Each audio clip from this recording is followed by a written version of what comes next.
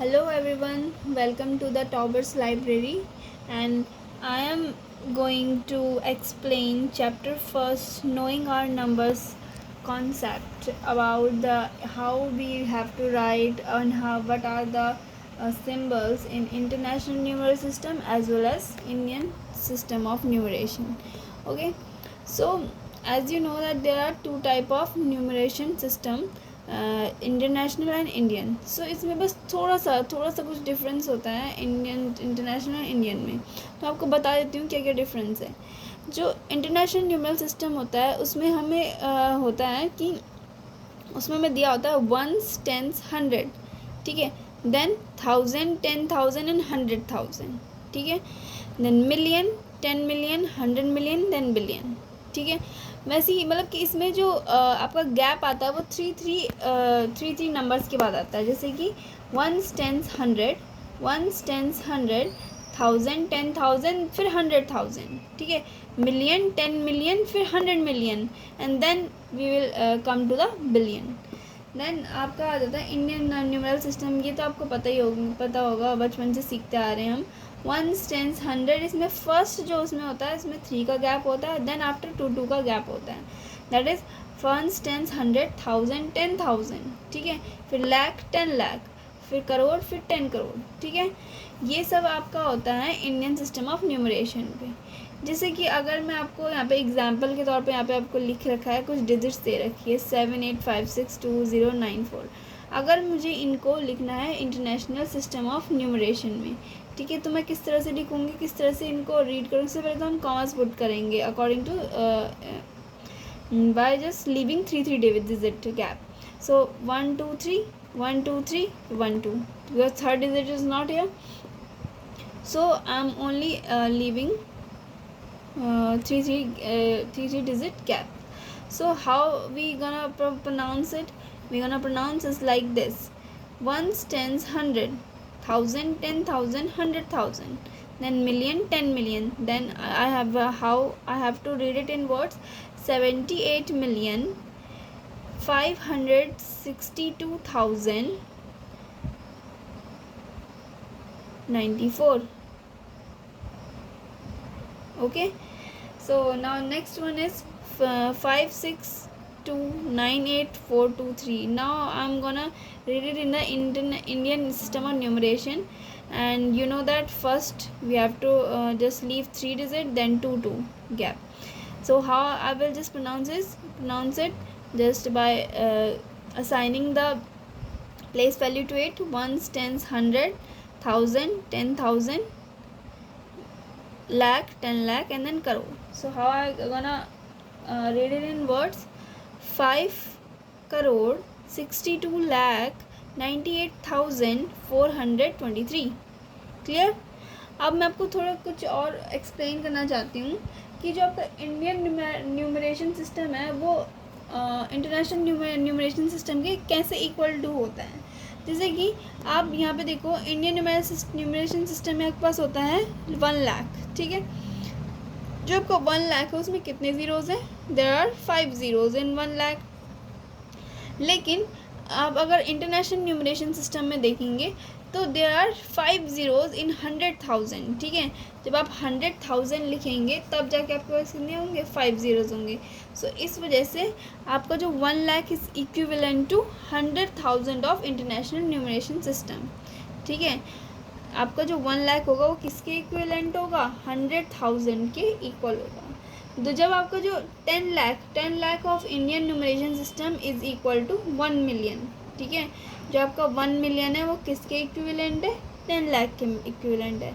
I hope आपको ये जो इंटरनेशनल और इंडियन सिस्टम ऑफ न्यूमरेशन है वो क्लियर हुआ होगा. मैं आपको एक बार फिर से बता देती हूँ. इंटरनेशनल न्यूमरेशन सिस्टम में 3 का गैप हम करते हैं. उसमें होता है ones, tens, 100, 1000, 10,000, 100,000, then million, 10 million, 100 million, then billion. Indian numeration system में फर्स्ट 3 डिजिट में 3 का गैप होता है, देन 2 का गैप होता है. That is ones, tens, 100, 1000, 10,000, then lakh, 10 lakh, crore, 10 crore. Clear? I think this should be clear to you. Now we're gonna start the exercise number first of your chapter, that is knowing our number.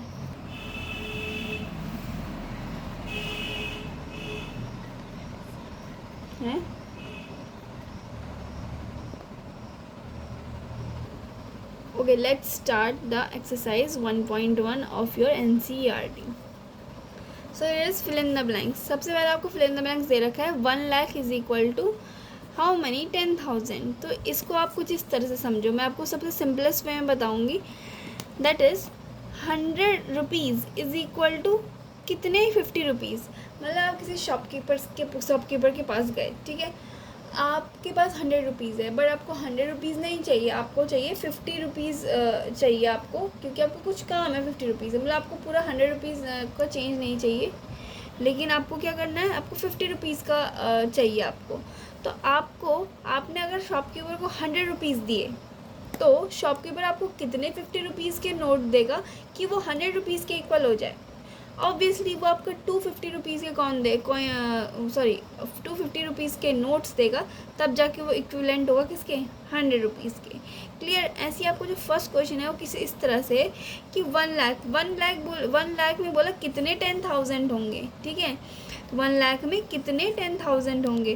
तो आप अगर 1 लाख के zeros गिनो, 1 लाख में कितने zeros होते हैं, 5 zeros होते हैं, और 10,000 में कितने ज़ीरोज़ होते हैं, ऑब्वियसली 4 ज़ीरोज़ होते हैं. तो आपको अगर एक ज़ीरो को और बढ़ाना है, you have to increase 1 zero.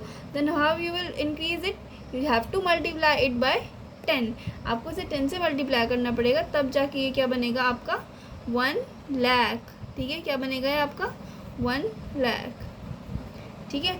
तो आपके पास देखो, मेरी बात समझो, आपके पास 10 ऐसी 10,000 की गड्डी होगी, ठीक है. आपके पास 10,000 की गड्डियाँ होगी, 1 2 3 4 5 6 7 8 9 10. आपके पास 10,000 की गड्डियाँ होती ना, पैसे, उसको 10,000 की गड्डियाँ होगी, तब जाके आपके 1 लाख रुपए बनेंगे. Clear. Now we come to the second part of this same question, that is 1 million is equal to 100,000. यानी कि 1 मिलियन कब होंगे आपके, कितने 100,000 चाहिए कि आपके 1 मिलियन हो जाए. ठीक है. तो आपको 100,000 में कितने, 1 मिलियन में कितने ज़ीरोज़ होते हैं, 6 ज़ीरोज़ होते हैं. ठीक है. 100,000 में कितने ज़ीरोज़ होते हैं, 5 ज़ीरोज़ होते हैं. ऑब्वियसली आपको 1 ज़ीरो और इंक्रीज़ करना है, तो इसमें भी आप 10 से मल्टीप्लाई कर लेंगे. सो आपका जो 10 इंटू 100,000 हो जाएगा, तब जाके आपका क्या बनेगा, 1 मिलियन. नेक्स्ट है आपका 1 करोड़. 1 करोड़ में ज़ीरोज़ काउंट कर लेते हैं. 1 करोड़ में कितने ज़ीरोज़ होते हैं, 7 ज़ीरोज़ होते हैं. Let me repeat it. 1 crore में कितने ज़ीरोज़ होते हैं, 7 ज़ीरोज़ होते हैं आफ्टर 1. ठीक है. तो आपको इसे इक्विवेलेंट में, मतलब कि 1 करोड़ में कितने बोला, 10 लाख होंगे. ठीक है. तो वही बात आ जाती है, आपके पास अगर 10 लाख की 10 गड्डियाँ होगी, 10 लाख की 10 गड्डियाँ होंगी, तब जाके आपके पास क्या होगा, वो 1 करोड़ रुपीज़ होंगे आपके पास. क्लियर. इन्हीं के पास अगर आपको पता होना चाहिए कि आपके पास 1 करोड़ कब होगा, जब आपके पास 10 लाख की 10 गड्डियाँ होगी, 10 लाख की 10 गड्डियाँ होगी पैसों की, तब जाकर बस क्या होगा, 1 करोड़. देन आपके पास आ जाता है 1 crore is equal to how many, मतलब मिलियन. मतलब कि 1 करोड़ में कितने मिलियंस, मतलब कितने मिलियन से और मल्टीप्लाई करूँ कि आपके पास 1 करोड़ हो जाए. फिर से हम देख लेते हैं कि 1 करोड़ किसके इक्वल है, में कितने ज़ीरो होते हैं, 7 आफ्टर द 1. तो 1 मिलियन में कितने ज़ीरो होते हैं, ऑब्वियसली 6 ज़ीरो होते हैं. आपको एक और ज़ीरो इंक्रीज़ करना है, obviously you will multiply it by 10. ठीक है. तो आपका 1 करोड़ किसके इक्विवेलेंट हो जाएगा, 10 1 मिलियन के. ठीक है. 10 1 मिलियन के इक्वल हो जाएगा आपका 1 करोड़. देन आपका है 5th part of this question, that is last part of this question, that is 1 million is equal to dash lakh. ठीक है. अब बोला कि 1 मिलियन में कितने लाख होंगे, 1 मिलियन में कितने ज़ीरो होते हैं, पहले तो ये बताइए. 1 मिलियन में ज़ीरो होते हैं कितने, 6, और लाख में कितने ज़ीरो होते हैं, 5 ज़ीरो होते हैं. आपको एक और ज़ीरो क्या करना है, इंक्रीज़ करना है. तो आप क्या करोगे, उसे सिंपली 10 से मल्टीप्लाई कर लोगे. यानी कि जब आपके पास 10 लाख की गड्डियाँ होगी, जब आपके पास 10 लाख की गड्डियाँ होगी, तब जाके आपका क्या बनेगा, 1 मिलियन. क्या बनेगा, 1 मिलियन. आपको मैं एक छोटा सा एग्जांपल देती हूँ. आपका जब यूट्यूब में भी होता है ना कि एक सब्सक्राइबर होता है कि मिलियन व्यूज़ हो गए, मिलियन सब्सक्राइबर हो गए, तो कैसे होता है कि जब 10 लाख लोग जब 1 लाख मतलब 10 लाख लोग आपको सब्सक्राइब करेंगे, तब जाके आपका क्या होगा, मिलियन होगा। ठीक है, सो इसी के साथ ही मैं अपनी वीडियो को एंड उस पर लेके जाती हूँ। And okay everyone, this was my video of first chapter, exercise number 1, first question. I hope you all understand that this chapter, and if you have any doubt then comment me, and you can ask any doubt in comment section. And I hope you will like the video, subscribe the video, share and enjoy the video.